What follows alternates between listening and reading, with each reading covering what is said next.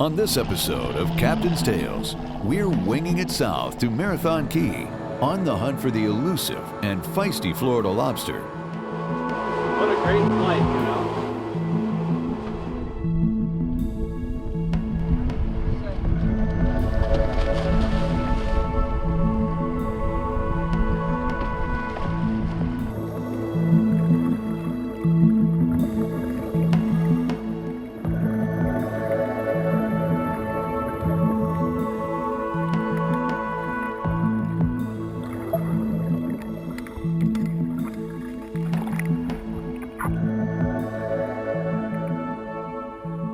This is great. This hole is loaded up, good sized lobster. So we're going to get our limit today with 18 lobster, and hopefully they'll all be this size. Throughout maritime history, there have been experts on the water who knew how to navigate and locate their bounty. These individuals held the secrets to where, when, and how. This still holds true today. Get ready for an angling experience filled with sea secrets, fantastic fishing, and great destinations. For on this show, it's only the captain and the camera. On today's trip, we're flying through a 10,000 island sunrise toward the fish-fertile islands of the Florida Keys. Our pilot is Jerry Wynn, CEO of Sunshine Ace Hardware, and alongside him, son-in-law Captain Chris Emerine.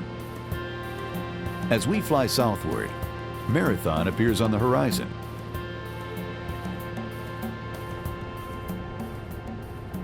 We set down smoothly, offload camera equipment into our waiting car, and make a beeline to the boat.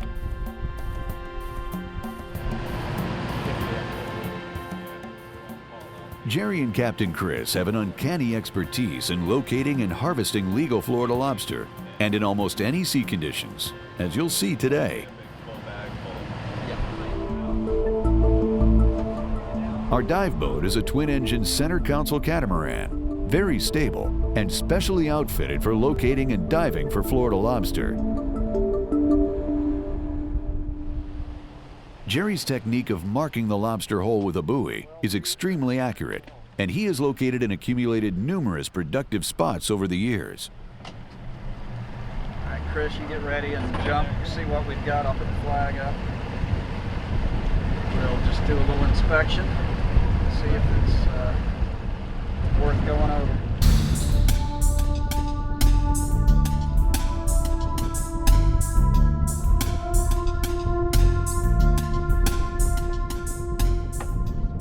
Captain Chris is checking the spot for the presence of lobster, and with their run-and-gun technique, they can move very quickly from spot to spot to assessing and eliminating unproductive GPS marks. There's a whole bunch of different ledges, and they're all connected to one another. So basically, the lobster will go from one ledge to another ledge to another ledge before you ever even get a chance to get him out. So you got to keep track of the keeper that you see in between all the shorts, and he'll get lost real easy.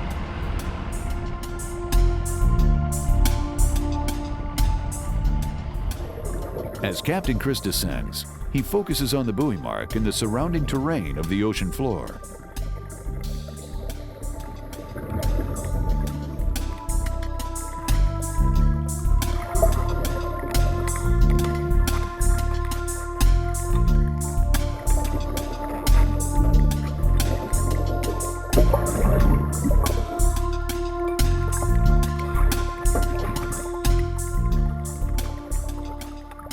Lobster must be measured in the water to check their size before bringing on board and possessing.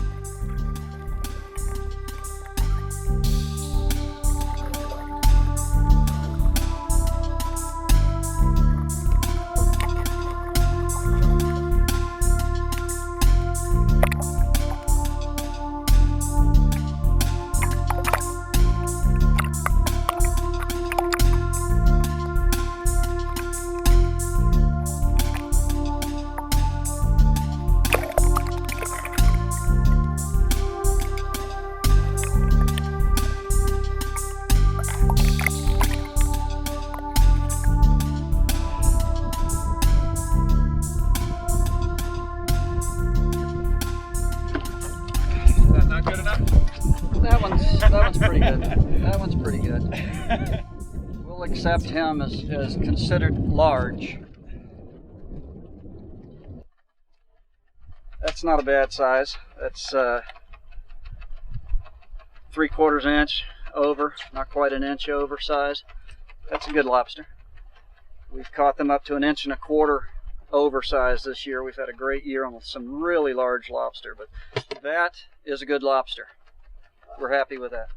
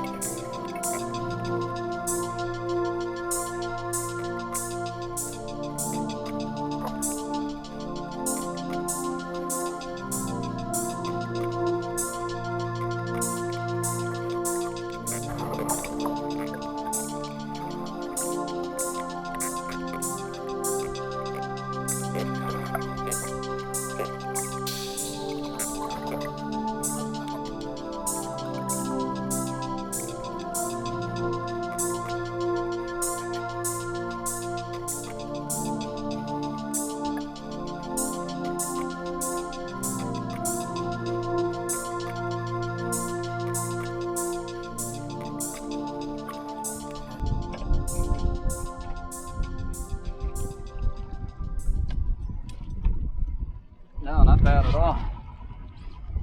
Another nice size.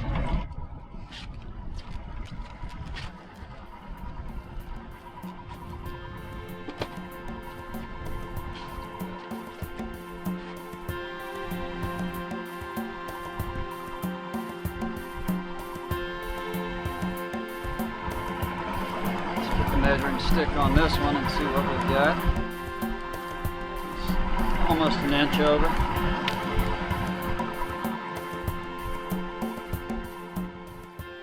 We'll be right back with more of Captain's Tales.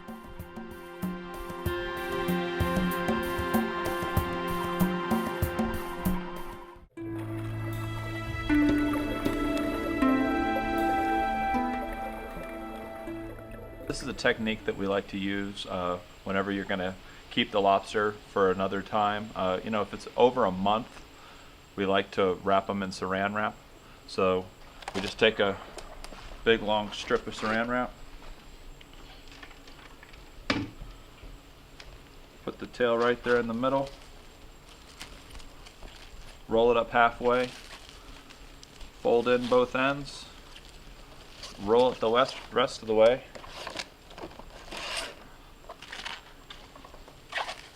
then you have the wrapped up tail. Well, what this does is it prevents freezer burn on the meat, so that it tastes just like it came out of the ocean. You can't tell the difference. Even a year-old lobster is still just as good. We got these all wrapped up. We're gonna go ahead and put them into our bag. I like a certain technique putting them in. Some people just throw them in and then they don't stack well in the freezer. If you actually put one in, basically meat first, and then turn the next one and put it in tail first, and you rotate them, they actually will stack up. Like I said, normally I put in 6, and then as you can see, they wind up a nice straight little row like that, and it's nice and stackable. The other important thing is I also pushed as much air as possible out of the bag. You don't want any air in there. You want it to be a nice vacuum tight, or as vacuum tight as you can make it. So, and then there's your final product, ready to go in the freezer.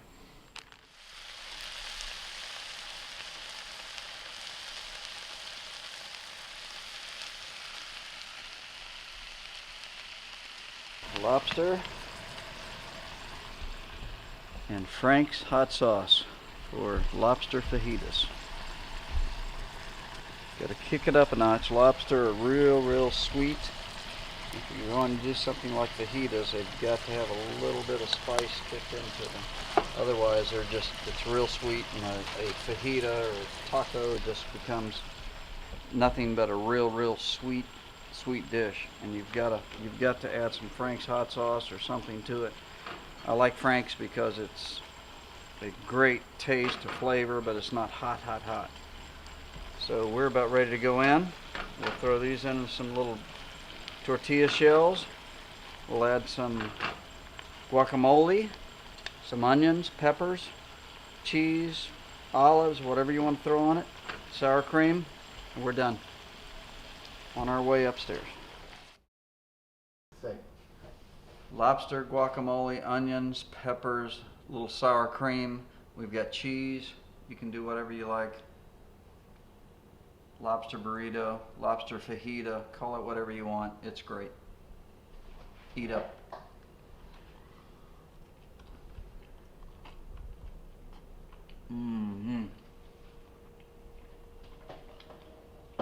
Let's go.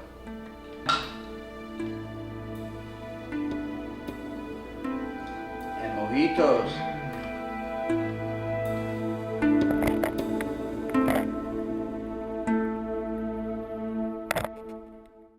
The seas can be unforgiving and change by the hour, but with the right equipment and technique, a limit of Florida lobster can be attained.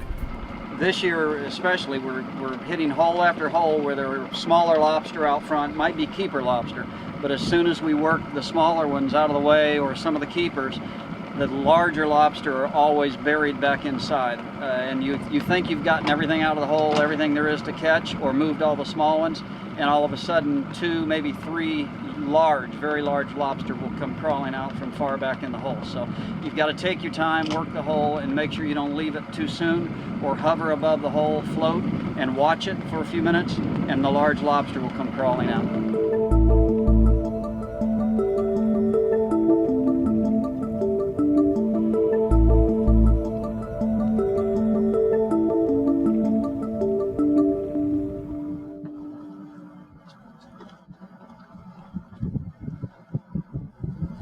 Feet, 30 feet, 20 feet. We're here.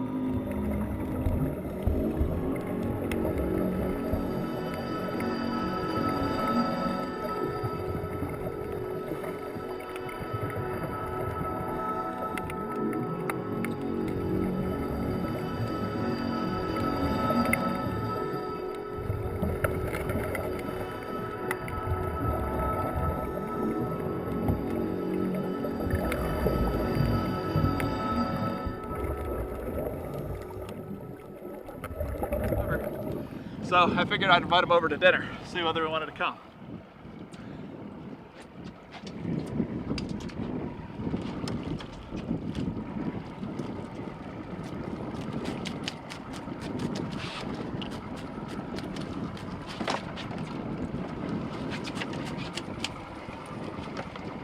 This is going to be one of those that doesn't want to come out of the net.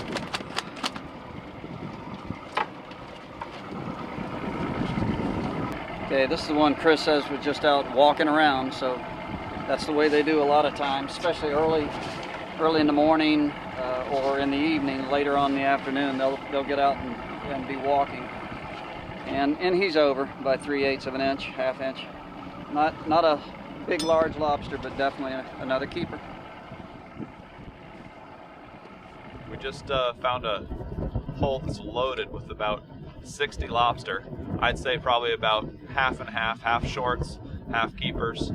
So what we're gonna do, because the water clarity is real murky, what we're gonna do is we're gonna jump in and we're gonna use the hookah rig, which is nothing more than a hose run into a tank. And we're gonna go down there with a bag, and I'm just gonna stuff that bag full of keeper lobster, and then we're gonna come back up with all the lobster at one time.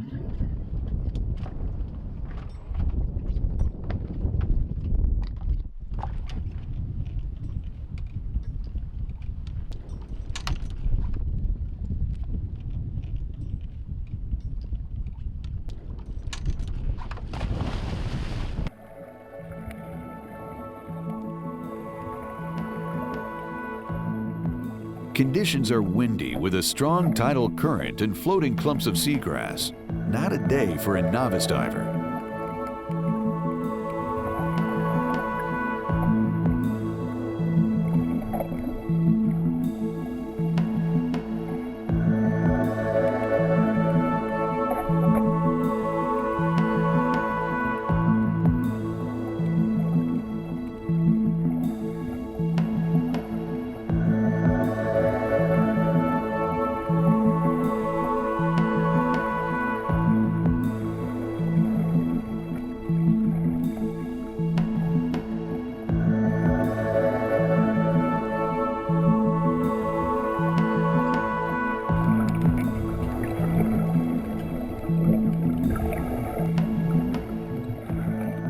Captain Chris is always keeping an eye out for the larger lobster. They can try to escape before you get to the hole, or move deep into the back of the hole as the smaller ones are moved gently out of the way.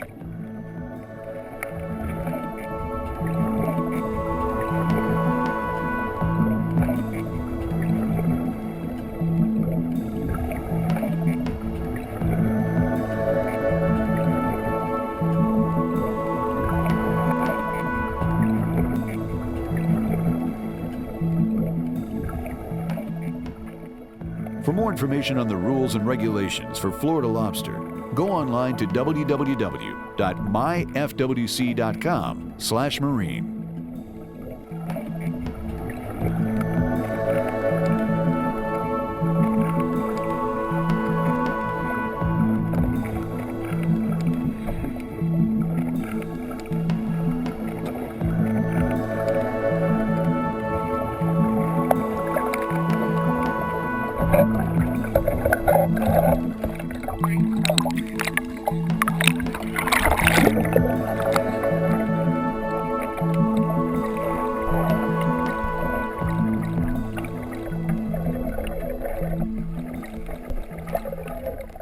All right, now every day before we head in for the day after we've caught our limit, on Jerry's notepad up there, he actually puts a little hash mark for every lobster that we've caught. And of course, we don't want to head in with 17 when our limit is 18. So we like to take them all out of the live well, count them, we double check them again, make sure that they're all legal, then we can head in.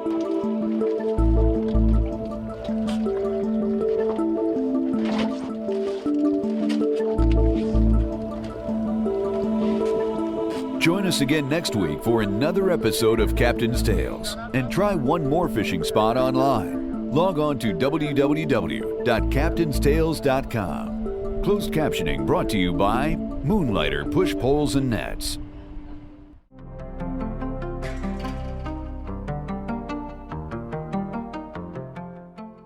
Join us again next week for another episode of Captain's Tales, and try one more fishing spot online. Log on to www.captainstales.com.